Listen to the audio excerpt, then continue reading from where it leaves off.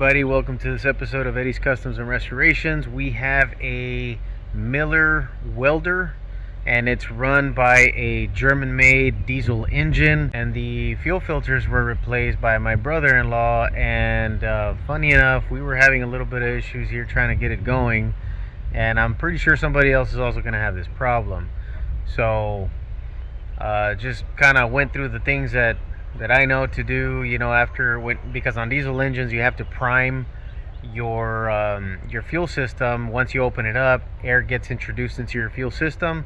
So let's show you real quick how to get rid of that air in the fuel system when you do replace or service your fuel system in general. So yeah, let's walk you through it right quick. So that there is one of the filters that got replaced, that one back there.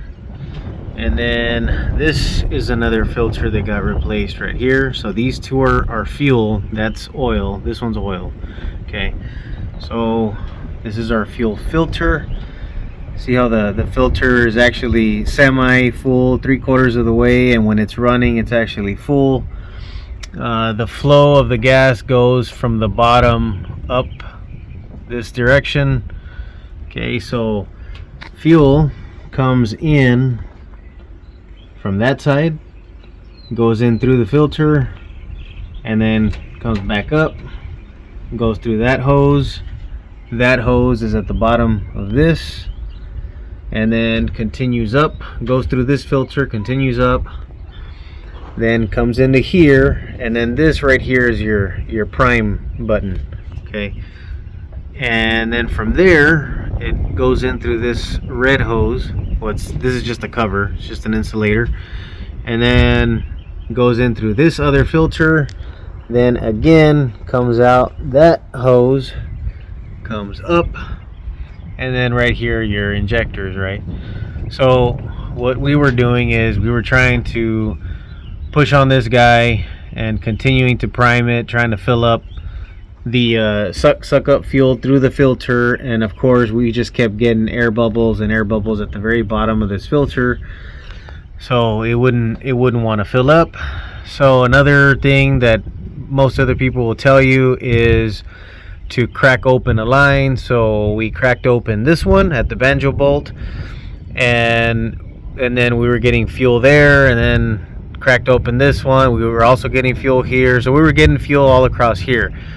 And then we also cracked open the line up here at the top, and two of these would spray. This one wasn't getting anything, but that's because we just weren't getting any fuel. We weren't filling up the filter, right? We just weren't getting a solid fuel delivery from down here. So then had the idea of blowing air in through the tank, right, to create some pressure, so that then it wouldn't have to be sucking up fuel, but it was also going to get pushed through, right, to fill up the filter.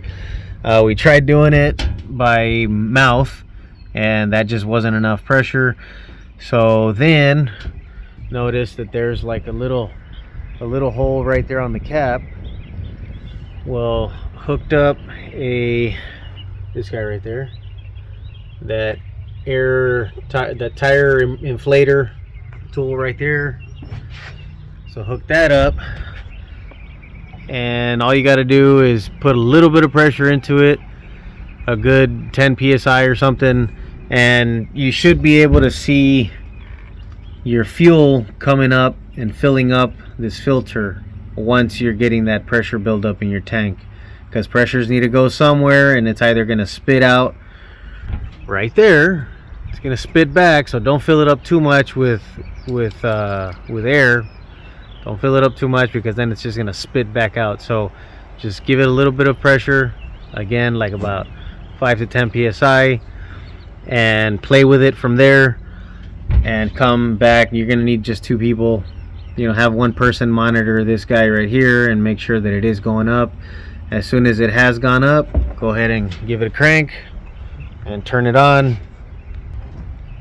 like this, if I can reach there.